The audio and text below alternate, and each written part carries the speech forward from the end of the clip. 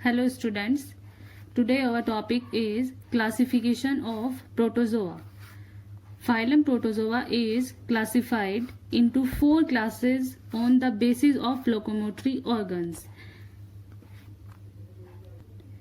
Protozoa का classification उनके locomotory structure के बेसिस पर किया गया है। किसके बेसिस पर किया गया है? लोकोमोटरी ऑर्गन के बेसिस पे। प्रोटोजोआ की 4 क्लासेस होती हैं। फर्स्ट क्लास है राइजोफोरा, सेकंड क्लास है मेस्टिकोफोरा, थर्ड क्लास है स्पोरोजोआ, फोर्थ क्लास है स्लिएटा। सबसे पहले आपकी क्लास फर्स्ट राइजोफोरा। जैसे कि हमें पता है ये चारों क्लासेस लोकोमोटरी स्ट्रक्चर के बेस पर डिवाइड है। तो राइजोफोरा में जो लोकोमोटरी ऑर्गन होते हैं वो सूडोपोडिया और इनके जो एग्जाम्पल होते हैं वो अमीबा। लोकोमोटरी ऑर्गन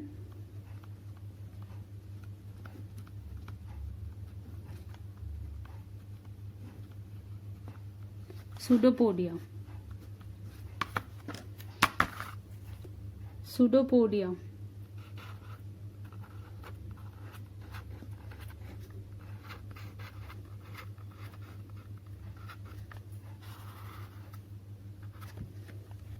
और इसका एग्जाम्पल हो गया आपका अमीबा।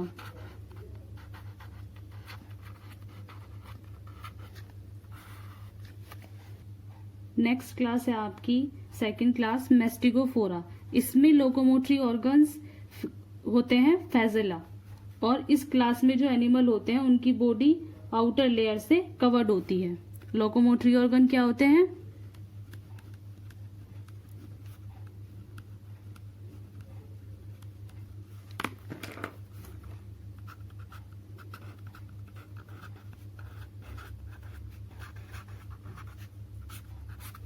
एग्जाम्पल क्या है इसके?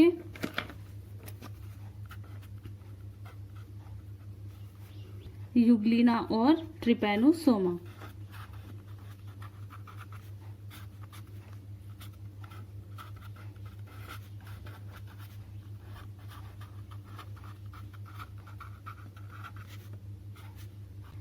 उनकी बॉडी एक आउटर लेयर से कवर्ड होती है जो कि सेल्यूलोज या काइटिन या सिलिका की बनी होती है। इसके एग्जाम्पल है आपके यूग्लिना और ट्रिपैनोसोमा। थर्ड क्लासेस है आपकी स्पोरोजोआ। इसमें लोकोमोटरी ऑर्गन्स नहीं होते, दैट मीन्स ये चल फिर नहीं सकते। Locomotory organs are absent.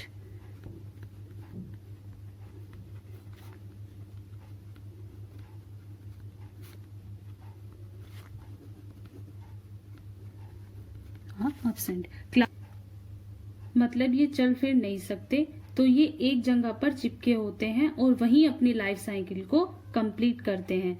अधिकतर इस क्लास में एनिमल एंडोपैरासाइट होते हैं, दैट मीन्स फूड के लिए किसी और एनिमल पर डिपेंड रहते हैं। इनमें आउटर बॉडी पेलिकल से कवर्ड रहती है। इस क्लास में आते हैं। और सेकंड है आपका मोनोसिस्ट।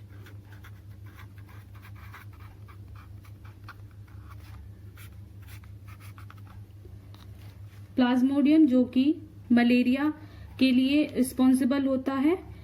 मोनोसिस्ट की लाइफ साइकिल को हम डिटेल में करेंगे बाद में। नेक्स्ट क्लास है आपकी क्लास फोर्थ स्लिएटा। इसकी बॉडी पेलिकल से कवर्ड होती है। इसके जो लोकोमोटरी ऑर्गन्स होते हैं वो होते हैं सीलिया। Locomotory organs सीलिया।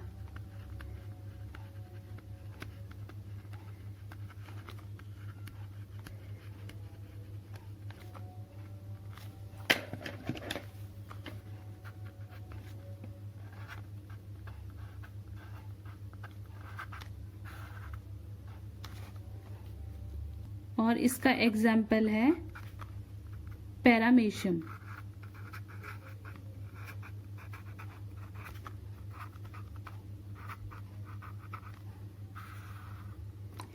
इनकी बॉडी पेलिकल से कवर्ड होती है। इस क्लास में के जो एनिमल होते हैं उनमें 2 तरह से न्यूक्लियस प्रेजेंट होते हैं। एक छोटा न्यूक्लियस जिसे कहते हैं माइक्रो न्यूक्लियस और एक बड़ा न्यूक्लियस जिसे कहते हैं मैक्रो न्यूक्लियस। तो अब आपकी चारों क्लास में हम एनिमल को स्टडी करेंगे। आपकी जो फर्स्ट क्लास है राइजोफोरा, उसका जो एग्जाम्पल है वो है अमीबा। फर्स्ट क्लास है आपकी राइजोफोरा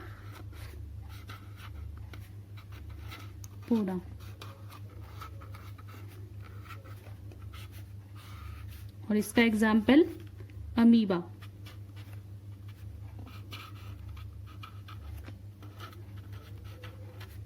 अब हम इसको स्टडी करेंगे। इसकी जो बॉडी होती है वो इरेगुलर होती है और ये पोंड में पाए जाते हैं।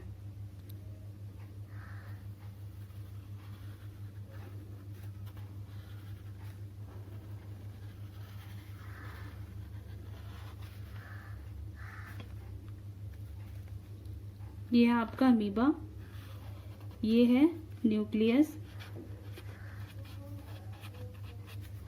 ये है इसके सूडोपोडिया,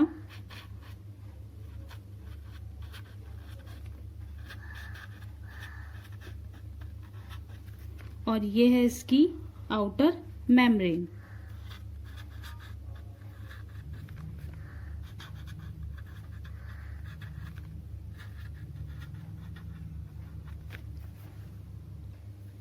ये पोडिया द्वारा लोकोमोशन करते हैं, जिसकी आउटर मेम्ब्रेन, जिसे प्लाज्मा मेम्ब्रेन भी कहते हैं, वो इस सूडोपोडिया को बनने में हेल्प करती है और ये गैसेस के एक्सचेंज में भी हेल्प करते हैं।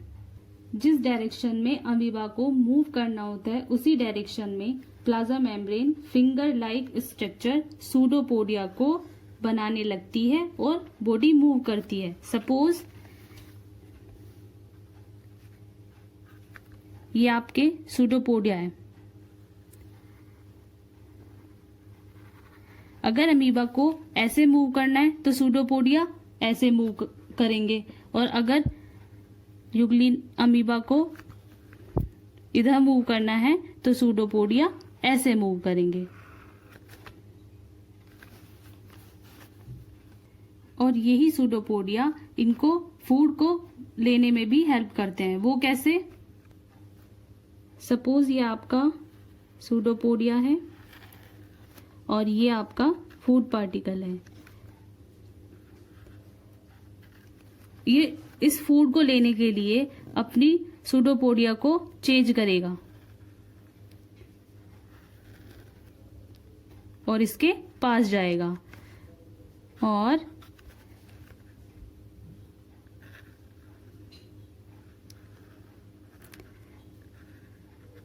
नेक्स्ट उसमें ये इसको पूरी तरह से अपने सूडोपोडिया में ले लेगा।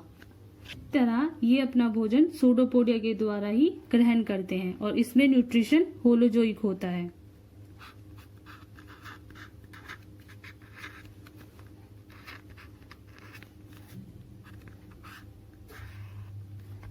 होलोजोइक मतलब जो एनिमल अपने फूड के लिए दूसरे एनिमल पर डिपेंड होते हैं, मतलब इंगल्फ करते हैं। इंगल्फ का मीन है निगलना, जो कि मैंने आपको अभी समझाया कैसे करते हैं।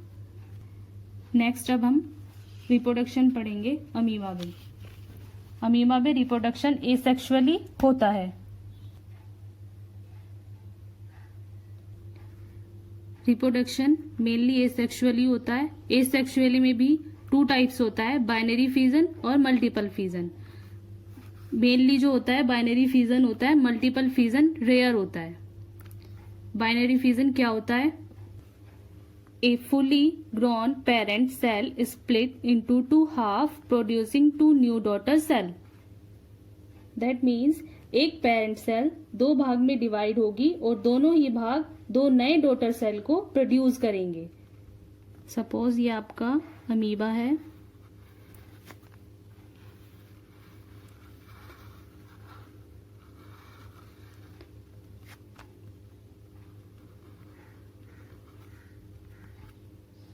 ये पेरेंट सेल का न्यूक्लियस है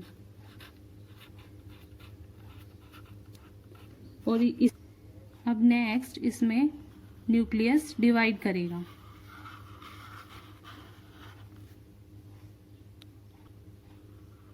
और ये न्यूक्लियस है और इसका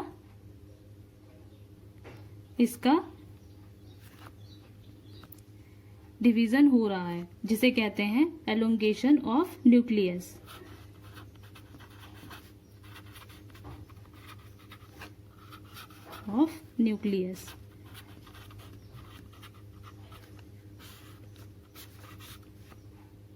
अब साइटोप्लाज्म डिवाइड करेगा इक्वली।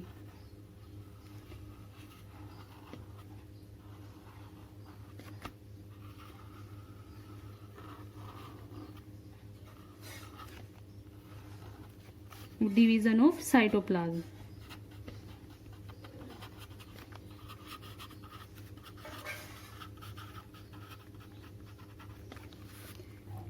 अब नए 2 डॉटर अमीबा बन जाएंगे।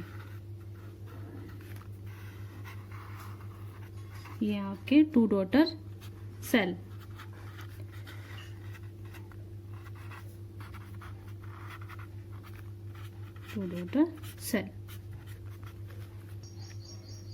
आपको फिर से समझा देती हूँ बाइनरी फिजन। सपोज ये आपका अमीबा है और ये न्यूक्लियस है। न्यूक्लियस का डिवीजन होगा जिसे कहते हैं karyokinesis. Cytokinesis means division of cytoplasm. अब 2 अलग अलग सेल बन गई हैं और दोनों में ही न्यूक्लियस भी प्रेजेंट है और साइटोप्लाज्म भी, क्योंकि यहाँ पर एक पेरेंट सेल है। पेरेंट सेल से 2 डॉटर सेल बने हैं, मतलब नंबर इंक्रीज हुआ है, तो हम इसे कहेंगे रिप्रोडक्शन हुआ है। नेक्स्ट है आपका multiple fission. When the condition are unfavourable, amoeba withdraw its pseudopodia and become almost round and form cyst. Amoeba में हम कभी कभी मल्टीपल फिजन देखते हैं, जो कि ज्यादातर तब होता है जब एनवायरमेंट कंडीशन फेवरेबल नहीं होती। इसमें क्या होता है, अमीबा अपने सूडोपोडिया को छोड़कर एक राउंड स्ट्रक्चर बना लेते हैं, जिसे हम सिस्ट कहते हैं। ये आपका अमीबा है और ये अब सूडोपोडिया को छोड़कर एक राउंड स्ट्रक्चर में कन्वर्ट हो जाएगा। ये आपका सिस्ट है जिसने अपने सूडोपोडिया छोड़ दिए हैं। ये आपका अमीबा हो गया।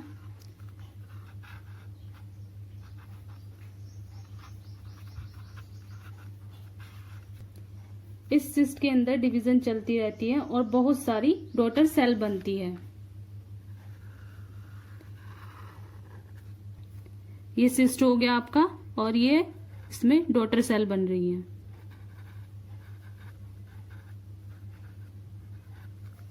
जब एनवायरनमेंट कंडीशन ठीक हो जाती है तब ये सिस्ट ब्रस्ट हो जाता है और डॉटर सेल बाहर आ जाती है, जो कि ग्रो करके नए अमीबा बनाते हैं। कैसे? ये सिस्ट और ये अमीबा बाहर, और इसी प्रोसेस को मल्टीपल फिजन कहते हैं।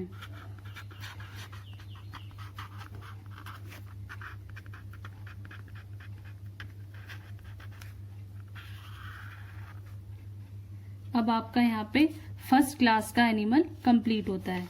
नेक्स्ट है आपका क्लास सेकंड मैस्टिगोफोरा। इसमें हम यूग्लिना पढ़ेंगे नेक्स्ट लेक्चर में।